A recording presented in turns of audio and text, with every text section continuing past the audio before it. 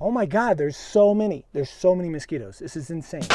What is up, everybody? I'm here at Pennsylvania Mine for sort of a retest, because last time I was here, my Avata landed in there in water. But today we got something a little different. We have the DJI Air 3 and the Avata. Those are two of my favorite drones of 2023 so far. The Avata has brought the fun back to flying drones for me, and the Air 3 is slowly doing that too. And what I want to show you today is how they both work so differently, why you might choose one over the other, because you might be mistaken if you think the Avata is nothing but an FPV drone, because with that horizon lock, you can actually fly it around and get shots similar to this.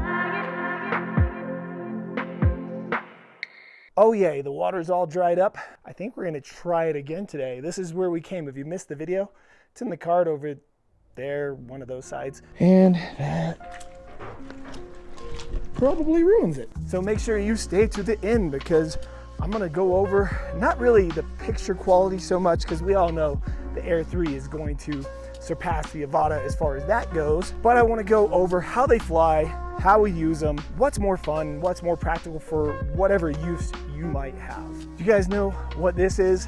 I do, because I use a smaller version of this at home. If you don't know, I'll tell you in a little bit, but go ahead and let me know what you think this giant machine is in those comments below. This probably gives it away right here. Now, before we get to flying, unlike last time, this time I'm doing a walkthrough to see where the water puddles are and where I can fly through a little bit more safely. Like, I really don't want to crash in here.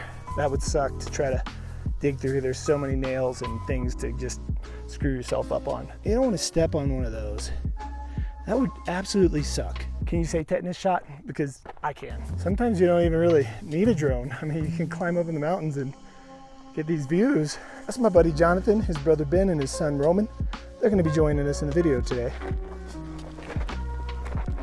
Oh, they still have this open. It's like you want to go in, but it's so old that you feel like you're going to walk up and just fall through it. It's just a little beam. We're going to go check it out. Whoa. It's awkward feeling. Like, it's a mind. It messes with your mind. It's not really that bad. It just... Is that how you really want to die? Yeah, right. In the other video you might have seen where I was flying the Avata through here, I come through in this beam right here. I don't know how I did it. It was total accident. It looks great. Why does it feel more sketchy getting out? Okay, no, that wasn't bad. Roman thinks if you throw a rock at it, the whole thing will fall. Sort of glad it didn't fall. Yeah, I can't believe how many mosquitoes, over the truck especially. Over here, it's not so bad. That peak up there, it's really, really far up there. And one of the cool things with the, not the Avata, but the Air 3, they've maxed out the top altitude from takeoff point, where it used to be, I think, 1640. Now it is, I think, 3280. So we might be able to get to the top of that peak with the Air 3, and I'm pretty excited about that. Now let's go over a couple of things real quick.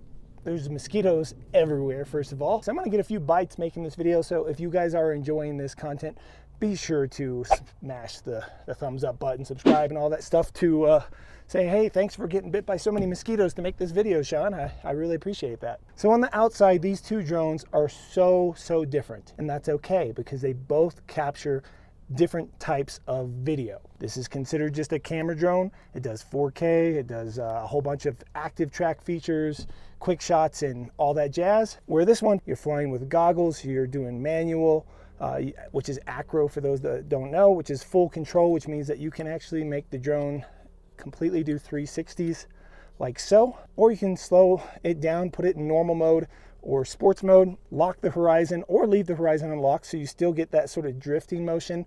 Or even as it's doing this, instead of having a gimbal, a 3-axis gimbal, it will lock digitally the horizon, similar to how the Action 3, 4, as well as the GoPros do. And with that, you can then fly it sort of like you would fly this one for your basic type shots. Now, when we were driving into this Pennsylvania mine area, put it on an active track, and we tried to follow the trucks as we were coming through. Overall, it did pretty good. It avoided the trees. There was a couple close calls that made me sort of clinch up a little bit, but it really had no problem. I did find that, like the other DJI drones, it really doesn't do well at the front when you're trying to make it stay in front of you, and it tends to want to gravitate higher and higher, where we came to this point where there was a bunch of telephone wires and I couldn't get it to drop as low as I wanted it to. But behind us, it did do really well, and from right on top of us, it did pretty darn well too. It's nothing like the Skydio 2, but I do think it is cool to have that feature, and with that 360 obstacle avoidance, it really helps you feel a little bit better if it starts to go sideways. So with this one and the Avata, you can actually screen record on this controller, and you can screen record in the goggles, which is great if you're doing stuff for YouTube, because I can show you guys the features on here. I can go through and show you what I'm doing on the controller end of things to achieve certain looks and certain functions. Now, another feature that the Air 3 has that the Avata does not is waypoints, as well as spotlight mode, which is a form of active track. These are all great features. They are completely different than the way you would normally use the Avata, so it's so hard to compare the two. So really what I'm gonna do is just fly them both, and we'll see from the footage that we got, as well as from when I'm done flying them back to back, which one I had more fun flying.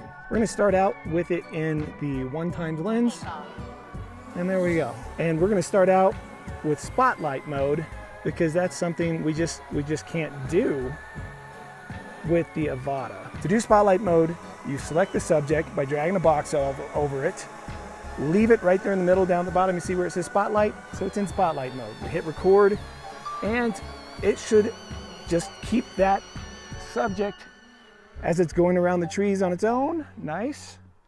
Oh, thank God. I forgot to even check for trees. No matter, oh, what did it just do? It just jerked. Dang, mosquitoes.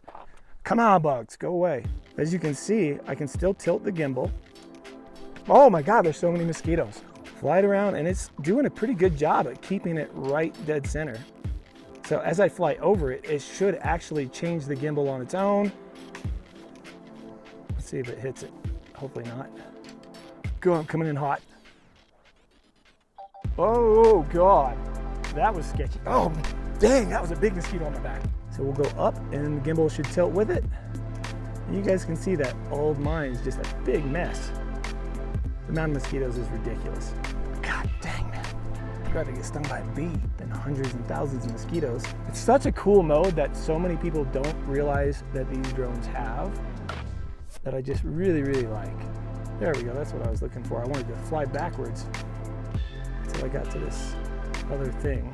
There it is. How cool that that's still keeping that where it needs to be, because I want to come down and just sort of skim these trees. And this is in normal mode because I really want those sensors to be on.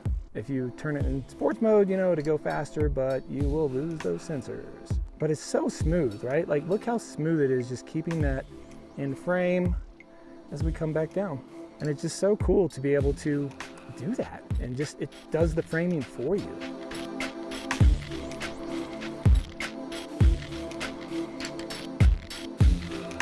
I mean, that would be such a hard shot to get. Another feature that I was talking about earlier is you can go into your settings and go here to maximum height, which is 1640, and turn that baby all the way up. Agree? And that is legal for me right now because we're flying around mountains. I want to try to see if we can get up to the top of that peak right there. So let's go for it.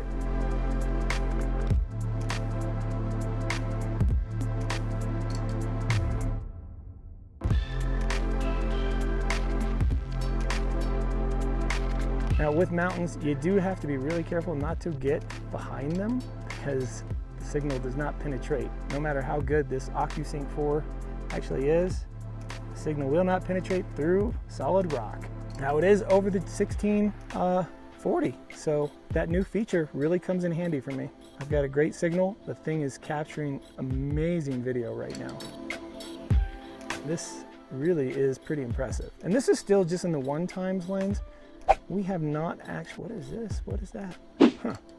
It's got like a mountain setting. This battery lasts forever on this thing. This is the same battery that I used to capture us on the way in too. I have never wanted to fly and get the hell out of somewhere so bad in my life. I am getting eaten alive, guys, but I have to at least get one flight with the Avata. I've got it set up to record what I see here while you see everything. Well, you've seen it. I would put this stuff together. Let's see what mode we're in. I'm gonna start with it in normal, and we're gonna put it in horizon lock and take off. Now, as you can see in the camera, it's still wobbly and shaky, but with that Horizonsteady, it's solid. I have to make sure it doesn't hit anything, so technically, you gotta worry about a lot more, but at the same time, I wouldn't do this with the Air 3. Not even close. In normal mode, no big deal, right through it. Woohoo! We can come down here and go back through the center of this thing.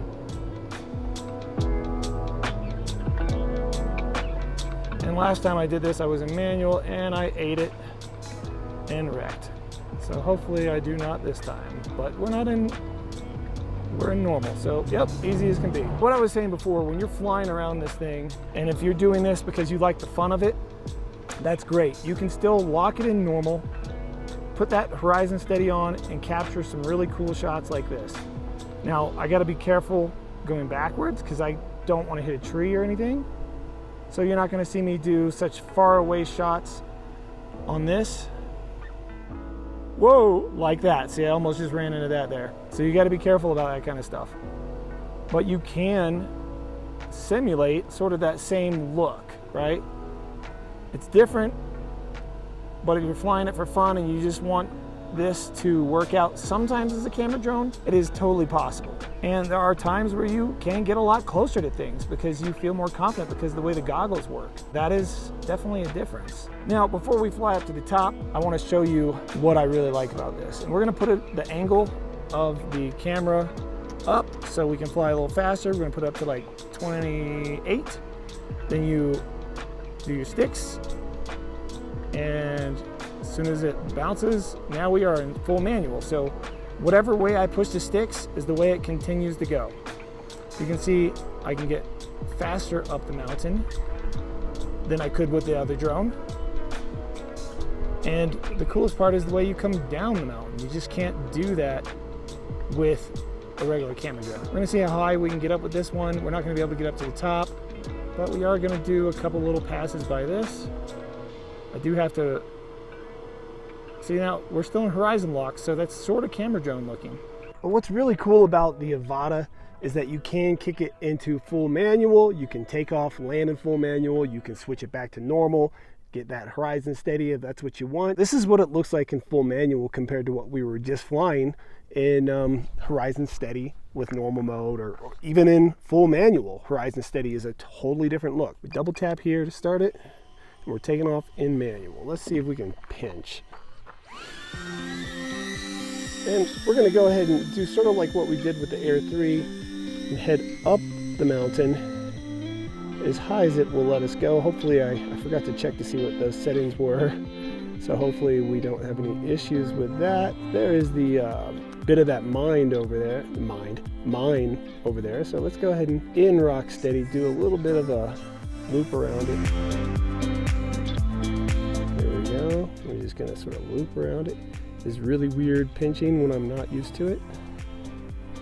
Hopefully I don't have to drive up there. Let's go ahead and see how high we can get, just like we did with the Air 3. Now the Air 3 has a much higher altitude, but what I like to do is climb up really high, and something you just cannot do with the standard camera drone is dive bomb stuff. And you'll see exactly what I'm talking about in a second as we get up here, almost to that height. Luckily the winds aren't too strong today. There's some winds up there though, I can tell. up to the height. I'm gonna go ahead and drop, oh, the little bit of snow. We have been getting snow. And so we're throttling down and just letting the Avata sort of drop as we angle it like this. Now if I had a higher angle, I could probably give it a little throttle and come down this a little faster, which we might do on another flight. But even just this, like you can't just skim everything like this with a regular camera drone.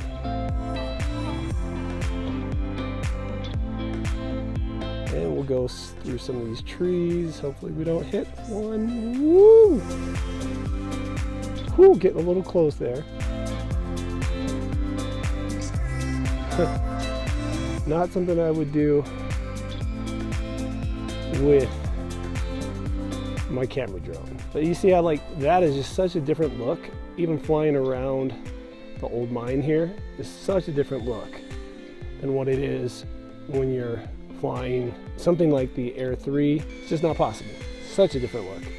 But here's the cool thing. See, I can throw it up, throw it back in normal, just pauses right there and there. Just pausing. We can go in, we can stop recording, we can switch it back, go to our settings, go to our camera, we can turn RockSteady into Horizonsteady. If we want to switch it back into manual, we just flip that, we line up the sticks, and we go. Now we are going to do that same flight while we have enough battery, hopefully to get back up there, and the horizon should be locked in, so it's giving us sort of that camera drone look. So we'll do sort of the same thing around this upper part of the mine. And you can slow the speeds down just by changing your camera angle, which would give it even more of a regular camera drone kind of look. Which we might try on another battery. All right, let's go up to the top now and see how that looks dive bombing. Headed back to the top, we were running low of battery already. That's one big downside is your battery life is just not nearly as long on something like this as it is a regular camera drone. Almost up to the top, and again right before we get up to the 1600 feet we're going to turn around and dive bomb. So we're going to do it here. So with horizon lock on, it should lock the horizon. We should be able to just drop right above the ground and just get a totally different look than what we could with a camera drone. You just can't dive bomb mountains like this with something like an Air 3. They both really have their place, and each one complements the other so well.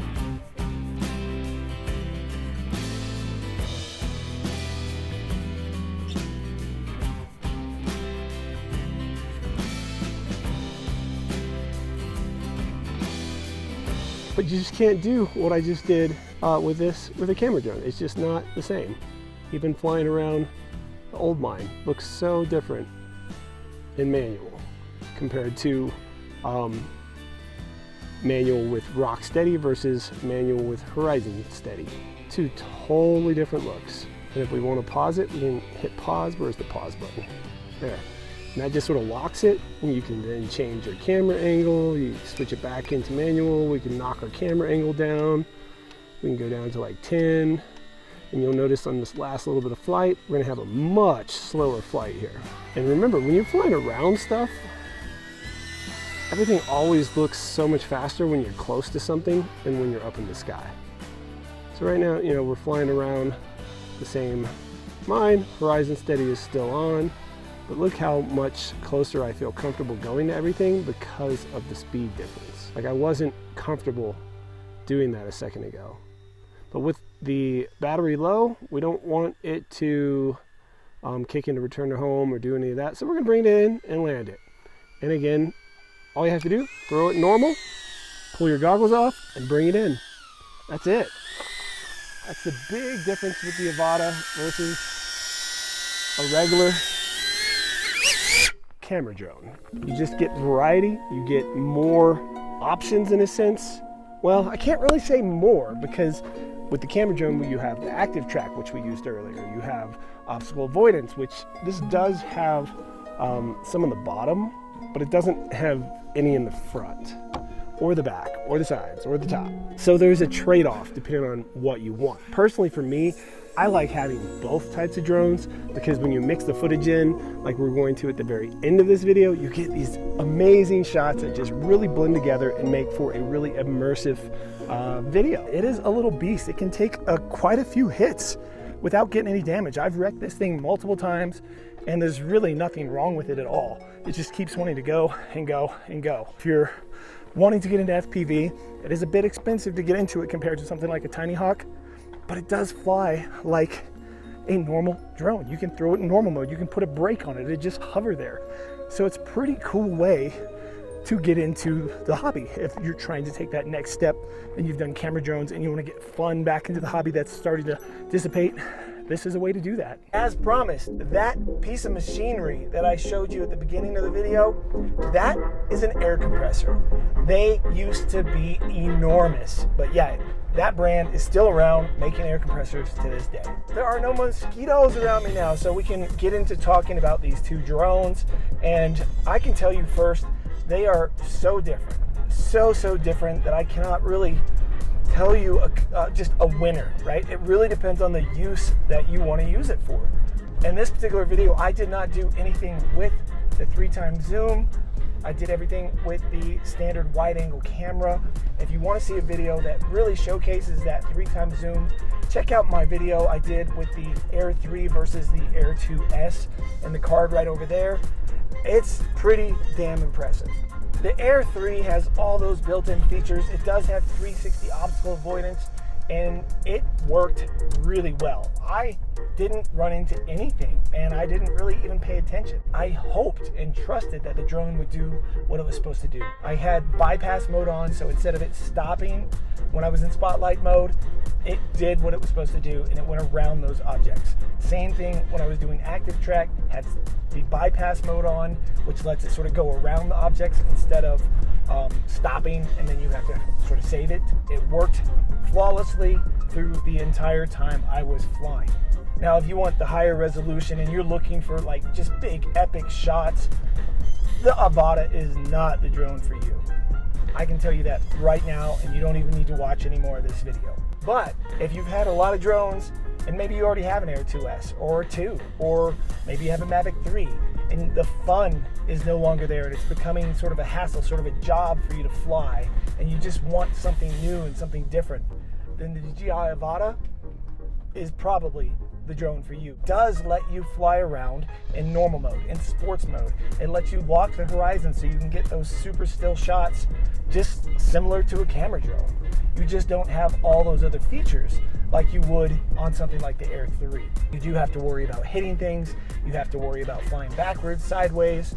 The real fun comes when you throw it into manual, otherwise known as acro, and you start playing around with that camera angle, because the lower the angle, the slower the drone flies because of the pitch. And as you get that angle up higher and higher, you go faster and faster, and you become more comfortable with it, and you have full control to really pitch that drone and make it haul butt, as well as to get shots you just can't get with a camera drone.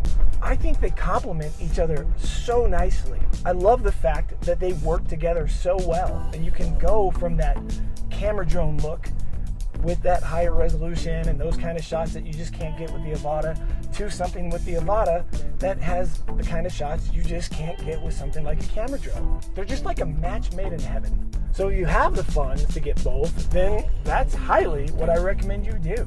If you're wanting to help support the channel, I do have links to both of these drones down in the description, as well as to my merch store if you want to help support the channel and take a picture in one of my shirts. All that stuff goes right back into me getting more products to be able to go out on these adventures, get totally devoured by mosquitoes, just so that we can keep making fun content here on this channel.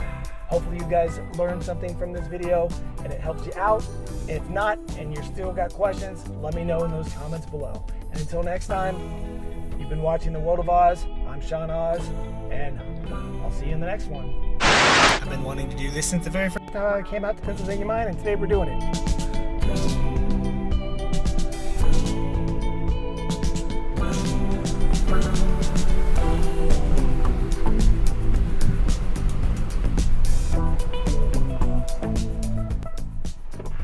I've been wanting to do that for so long. Like, what the fuck?